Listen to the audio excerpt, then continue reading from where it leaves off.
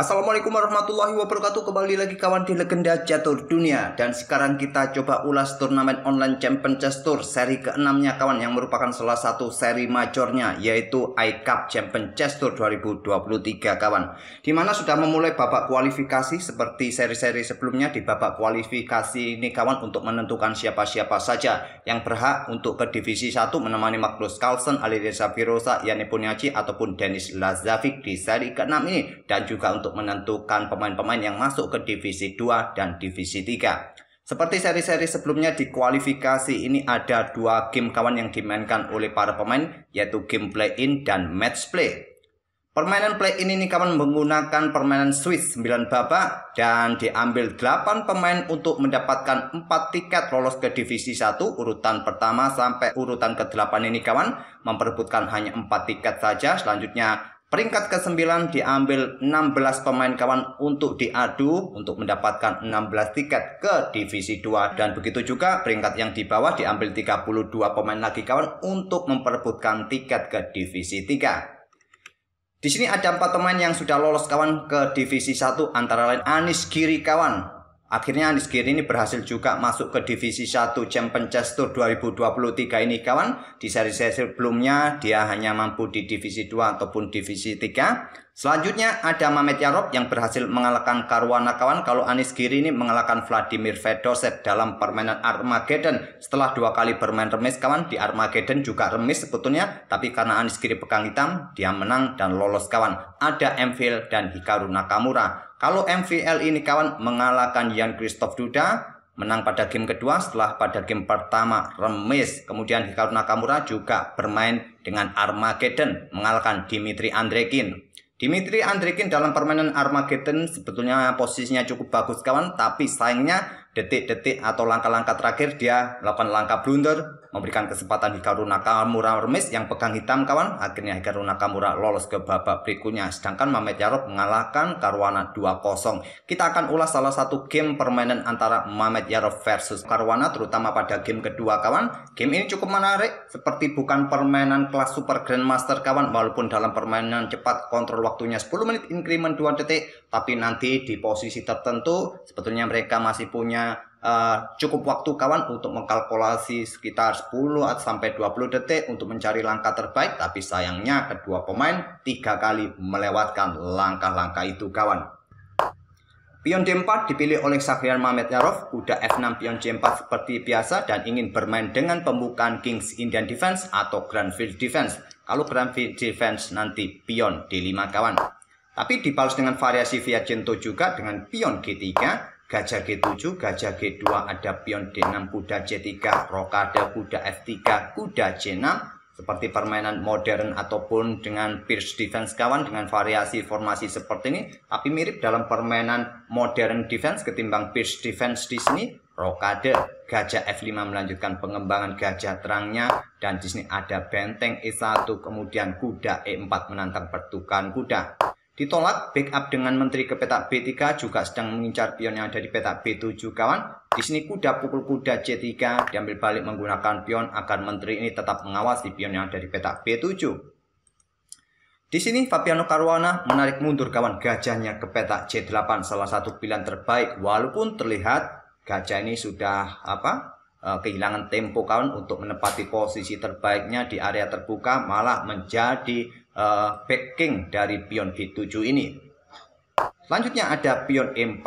Salah satu tujuan gajah ini mundur ya ini untuk menghindari tempo ini kawan. Kalau tadi di sini coba dengan menteri ke petak C7 ini sekaligus melanjutkan pengembangan naik untuk backup pion di sini kawan, ya pion inilah yang dihindari oleh gajah tadi kawan. Mungkin bergerak ke petak G4 di sini untuk coba tekan kuda, bisa melanjutkan pion E5, mempercepat pion ini didorong maju dengan tempo ancam gajah tadi di petak F5. Oleh karena itu langsung mundur ke petak C8. Pion E4 tetap dimainkan oleh Shahriar Mamet Yarov untuk kuasai untuk mengimbangi permainan di petak pusat. Dan pion C5 salah satu pilihan terbaik, melanjutkan pengembangan kuda ke D7 juga bisa jadi pilihan kawan. Menteri ke C7 pilihan dari Caruana, backup pionnya dan mempersiapkan gajahnya untuk beraksi kembali mungkin. Dan pion E5 dilanjutkan oleh Mamet Yarov menantang pertukaran pion pusat. Pion H6 saran dari Stockfish atau melanjutkan pertukaran pion langsung pion dipukul pion C5 kawan. Nanti diambil balik dengan kuda di sini dan mungkin bisa melanjutkan dengan pengembang kuda D7, melanjutkan tantang pertukaran kuda mungkin langsung diterima oleh putih, diambil balik oleh gajah ataupun dengan menteri. Kembali lagi ke langkah aslinya kawan, memilih gajah G4 dua kali berturut-turut melakukan langkah-langkah yang kurang presisi, kurang akurat dari Fabiano Caruana. Di sini gajah berkembang ke F4 terlebih dahulu untuk coba pertahankan atau perkuat serangan tekanan di peta-peta gelap. Menteri langsung menghindar ke peta terang D7 dan melanjutkan dengan pion E pukul pion D6, pion E pukul balik pion D6, dan di sini kuda manuver ke peta G5 untuk menghindari tekanan dan persiapan mungkin dengan pion-pionnya siap didorong untuk ganggu gajah atau persiapan manuver nanti kawan untuk coba tekan pion bersama gajah. Gajah langsung ditarik mundur ke F5. Kuda E4 incar pion langsung disikat, diambil balik dengan benteng agar benteng satunya siap ditumpuk di lajur E. Kuda A6, benteng AE1, gajah F6 awasi peta gelap agar tidak diinvasi oleh benteng, ada pion H4. Kuda C7 ini malah memutus koneksi perlindungan pada pion dan sudah saatnya menteri langsung hajar pion di sini kawan. Tapi tidak dipilih oleh Muhammad Yarob, dia memilih dengan gajah G5. Seumpama ada benteng yang mengancam menteri ini kawan, ya di sini kalian bisa ancam dengan gajah H3 menteri hitam juga. Memang terlihat di sini posisi menteri ini cukup riskan pada peta B7. Mungkin tadi yang dikhawatirkan oleh Muhammad Yarob adalah benteng dan posisi kuda yang mengawasi peta A6, menterinya tidak bisa lari. Mungkin juga Muhammad Yarob tadi sudah menemukan langkah antisipasinya dengan gajah ini kawan, sama-sama membuat ancaman bagi menteri masing-masing. Kalau menteri ambil gajah, kuda jatuh kawan. Kalau seumpama menteri ini bergerak untuk tetap mengawal pionnya ini, kuda jatuh kawan. Kalau mengawal kudanya, pion ini jatuh, menteri bisa lolos. Memilih dengan langkah gajah G5, pertukaran gajah di peta G5, diambil balik oleh pion H, benteng AB8 jaga pionnya, pion D5 tantang Muhammad Yarob ditolak dengan pion C5, benteng naik ke E7, menteri mundur ke D8, menteri A4, untuk mungkin menantang pertukaran benteng, maksudnya pertukaran menteri di peta D7, nanti bentengnya juga ditumpuk di baris ke-7, bisa jadi ditantang dengan benteng E8, pertukaran terjadi, diambil balik oleh kuda. Selanjutnya menteri ambil pion A7, raja bergeser ke F8, dan di sini kawan pion F4 atau pion A4 saran Stockfish memilih dengan langkah benteng B1, praset pion di sini. Pion didorong maju ke peta B6, mendapatkan dukungan dari benteng beserta menterinya. Gajah bergerak ke H3. Benteng A8. Menteri ambil pion B6 menantang pertukaran, menolak, lebih memilih ambil pion G5. Dan di sini kawan pion A4 pilihan terkuat. Memilih dengan langkah menteri ke peta C6. Langkah blunder ternyata. Di sini benteng ambil pion A2. Sekarang posisi permainan berbalik, hitam unggul kawan. Apakah nanti disusul dengan langkah menteri bergerak ke peta D2, ancaman di sini kawan. Di sini benteng E1 untuk coba serang kuda terlebih dahulu. Backup oleh menteri mundur ke peta D8, gajah D7. Serangan 3 kali pada kuda kawan, kuda lari ke peta F6. Langkah blunder ternyata. Pada situasi ini kawan, kontrol waktu yang dipunyai oleh Caruana masih cukup bagus, masih punya 3 menit 18 detik, sedangkan Muhammad Yarob 2 menit 48 detik. Terus langkah terbaik apa kawan bagi hitam? Dengan langkah gajah peta D7 tadi, memberikan 3 kali tekanan, bisa mengorbankan kuda kawan, menteri ke peta F6. Memang sangat tidak logis juga bagi pemain pos ronda seperti kita, tapi apa salahnya admin menunjukkan jalur yang disarankan oleh engine komputer, melakukan serangan balik dan skakmat kawan. Mungkin didahului oleh benteng melakukan pukulan, tapi yang terbaik benteng ini bergeser untuk melindungi pion F2 nya kawan. Kalau melakukan pukulan terhadap kuda, skak, raja bergeser, dan kalian tidak punya tempo menyelamatkan diri dari ancaman skakmat. Kalau dorong pion F4, menteri bisa ambil pion yang di sini kawan, dan benteng juga sulit untuk keluar nanti. Untuk backup baris pertama sudah dikawal oleh menteri kawan, dan 4 langkah berikutnya skakmat. Mungkin memperpanjang permainan adalah dengan pengorbanan kawan. Raja naik saja tak perlu ambil agar lebih cepat skakmat. Kembali lagi ke langkah aslinya, memilih kuda ke F6, melewatkan sesuatu yang lebih kuat, dan di sini menteri ambil pion D6 skak. Pilihan terbaik adalah raja bergeser ke peta G8 kawan, tapi memilih bergeser ke G7. Ada benteng E7 sekarang. Backup gajahnya kawan, dan persiapan nanti menteri bergerak hancurkan pion F7. benteng A7 tekan gajah 3 kali di sini.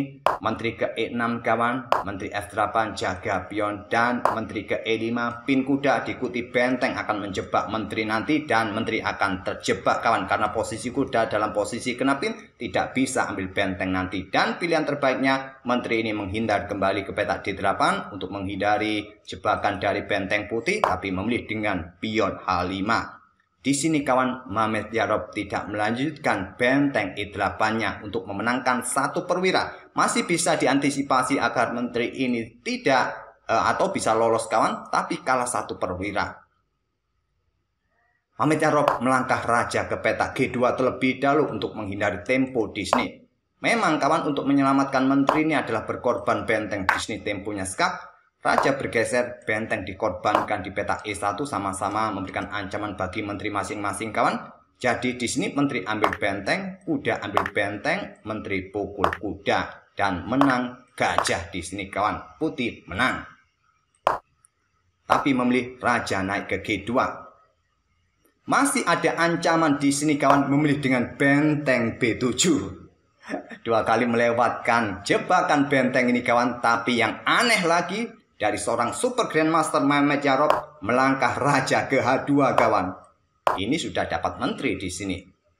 Ya sulit sudah kawan, kuda tidak bisa ambil benteng, posisi kena pin, menteri terjebak. Menteri ambil benteng di sini, kalian ambil dengan gajah ataupun dengan benteng ambil gajah terlebih dahulu. Benteng ambil menteri diambil oleh raja, menteri ambil kuda F6, putih menang. Melewatkan langkah itu lagi kawan, raja bergeser ke H2. Akhirnya menteri keluar ke petak D8. Menteri ke E6 lagi, kuda G4 skak, raja G2, menteri kembali ke F8, menteri mundur ke E2, kuda F6, dan ada ancaman di sini lagi kawan. Tapi terlebih dahulu dengan menteri E5, benteng A7, ada ancaman di sini, malah benteng A7 lagi kawan. Mehmet Yarob juga melewatkannya lagi dengan benteng. Apa-apaan super grandmaster ini kawan, Caruana dan Mehmet Yarob. Seperti permainan kalian saat melawan Pak RT. Padahal kontrol waktu mereka ya dibilang masih biasa-biasa saja. Dalam permainan cepat pun mungkin penonton ataupun kalian sudah bisa melihatnya juga kalau kalian bermain kawan. Tapi mungkin kurang opini Caruana sama Mehmet Yarob kawan. Dan menteri keluar lagi ke petak D8. Menteri ke E6, kuda G4 skak, raja G2, menteri kembali ke F8, menteri mundur lagi ke E2, kuda kembali ke F6, menteri ke E5. Lagi-lagi kawan melewatkan jebakan benteng E8. Mehmet Yarob juga begitu dengan raja H2. Dan akhirnya menteri bergeser ke H8. Kalau ada benteng di sini kawan, menteri masih bisa lari ke petak H7, ke petak H6. Tapi langkah menteri ini juga blunder kawan di sini. Masih petak terbaik adalah petak 8. Maksud saya petak D8, tapi memilih petak H8 dan pion D6 kawan. Langkah terbaik. Selanjutnya ada benteng di sini ke B2, coba ancam pion. Di sini benteng dikorbankan terlebih dahulu kawan, dan setelah menteri bergerak ke petak E7 skak, di sini Fabiano Caruana menyerah karena ancaman berikutnya tentu ancaman skak mat kawan, sudah tidak mempunyai banyak ruang raja di sini. Kemudian ada gajah E6 pun skak mat sudah. Cukup aneh kawan, 3 kali berturut-turut kedua pemain melewatkan langkah-langkah terbaiknya untuk menghindari ancaman pada petak E8. Mehmet Yarob juga tidak meluncurkan bentengnya ke petak E8 tadi. Mungkin lagi main-main Mehmet Yarob kawan. Karena Mehmet Yarob pada game pertama sudah menang. Jadi mungkin dia lagi main-main tadi kawan, tidak mencoba melakukan ancaman dengan bentengnya, membuat permainan semakin menarik. Mungkin Caruana sudah menyadari kawan, akhirnya juga memberikan langkah-langkah yang berulang. Oke, semoga permainan dari kedua pemain tadi bisa menghibur kalian dengan langkah-langkah lucunya kawan. Dan kita akan bertemu di video-video berikutnya. Terima kasih. Wassalamualaikum warahmatullahi wabarakatuh.